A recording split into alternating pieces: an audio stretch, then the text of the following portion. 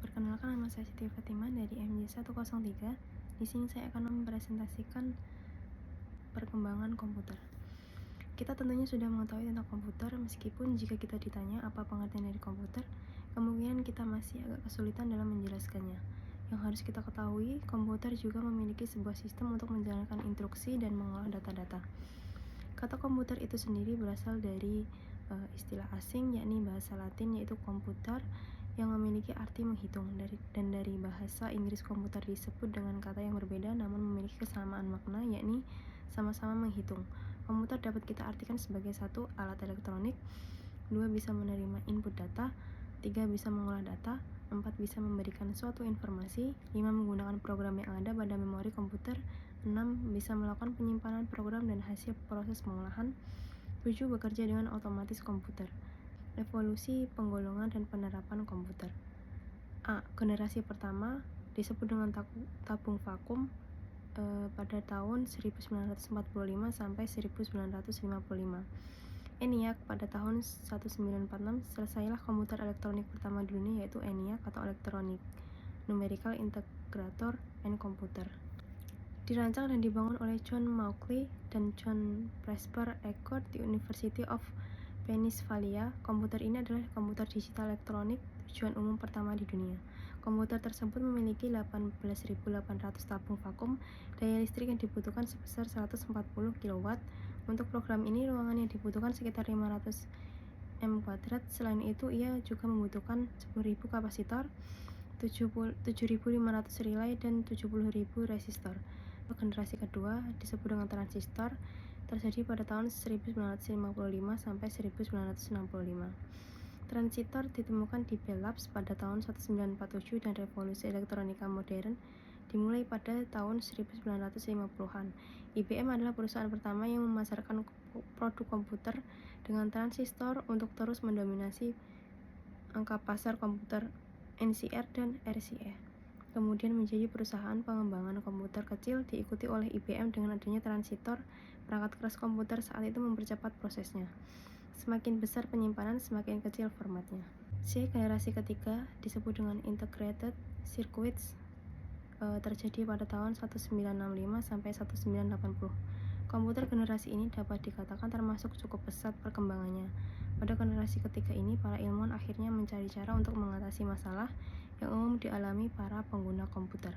Pada tahun 1958 terjadi lagi revolusi elektronik dengan ditemukan Integrated Circuit atau IC yang merupakan gabungan komponen-komponen elektronik dalam satu kemasan. D atau generasi keempat, Large Scale Integration, terjadi pada tahun 1972 sampai 1977. Pada generasi 4 ini tidak banyak perubahan yang dibawa oleh perkembangan komputer. Generasi ini pada dasarnya merupakan update dari teknologi yang dibawa oleh generasi ketiga. Pada generasi IC yang dibuat akan jauh lebih kompleks dan rumit. Generasi ini ditandai dengan munculnya LSI atau Large Scale Integration yang menggabungkan ribuan IC menjadi satu chip.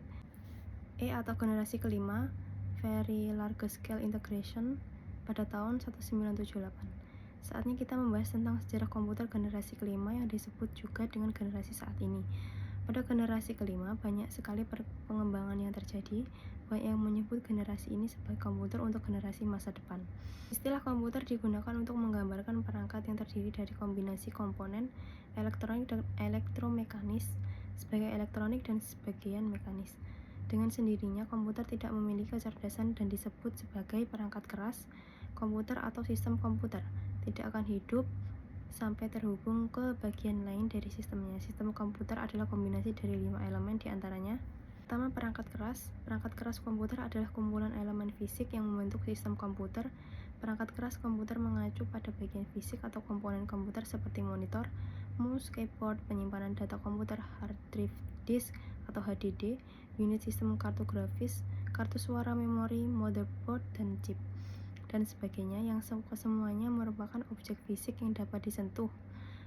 Yang kedua, perangkat lunak, kumpulan instruksi atau program yang menginstruksikan komputer untuk melakukan tugas tertentu. Tanpa perangkat lunak atau software, komputer tidak akan berguna. Perangkat lunak atau software adalah kumpulan program komputer, data, dan instruksi yang memberikan perintah pada perangkat keras atau hardware komputer untuk melakukan tugas-tugas tertentu. Perangkat lunak memberikan kemampuan untuk memproses informasi dan melakukan tugas yang spesifik pada komputer atau perangkat digital lainnya. Berikut adalah beberapa alasan mengapa perangkat lunak sangat penting dalam dunia komputer. Yang pertama, memungkinkan penggunaan hardware. Kedua, memungkinkan penggunaan aplikasi. Yang ketiga, meningkatkan efisiensi perangkat lunak. Yang keempat, memungkinkan pengembangan perangkat lunak yang lebih canggih. Dan yang kelima, memudahkan interaksi pengguna dengan komputer. Berikut adalah sejarah awal pengembangan perangkat lunak. Yang pertama, zaman mesin hitung mekanik. Sejarah perangkat lunak dimulai pada abad ke-19 ketika Charles Babbage mengembangkan mesin hitung mekanik pertama, yaitu difference engine. Kedua, abad ke-20 atau zaman komputer elektronik. Pengembangan komputer pada awal abad ke-20 dimulai dengan mesin hitung elektromekanik yang kemudian diikuti oleh komputer elektronik, yaitu Electronic Numerical Integrator and Computer atau ENIAC, yang dibangun oleh John Mauchly and J. Presper Eckert pada tahun 1946. 3. Programmers and Algorithm pada tahun 1950. Grace Hopper membuat program komputer pertama, yaitu Compiler, yang memungkinkan programmer untuk menulis kode dalam bahasa yang lebih mudah dipahami dan kemudian dikonversi ke bahasa mesin. Yang keempat, era komputer pribadi. Pada tahun 1970-an, komputer pribadi menjadi lebih terjangkau dan memungkinkan individu untuk memiliki akses ke teknologi komputer. Yang kelima, perkembangan internet dan aplikasi web. Pada tahun 1990-an, perkembangan internet dan aplikasi web memungkinkan akses ke informasi dan aplikasi melalui internet. Perangkat lunak generasi pertama adalah bagian penting dari teknologi komputer. Sejarah perkembangan perangkat lunak dimulai dari zaman mesin hitung mekanik hingga saat ini. Periode pertama perkembangan perangkat lunak adalah generasi pertama perangkat lunak. Perangkat lunak generasi kedua. Perkembangan perangkat lunak generasi kedua ini terjadi pada era 1950 hingga awal 1960-an. Pada masa ini, para pengembang perangkat lunak fokus pada pengembangan perangkat lunak yang lebih efisien dan dapat diandalkan. Perangkat lunak generasi ketiga. Pada akhir tahun 1970-an, sistem menjadi lebih kompleks, formal, dan proses menjadi suatu masalah.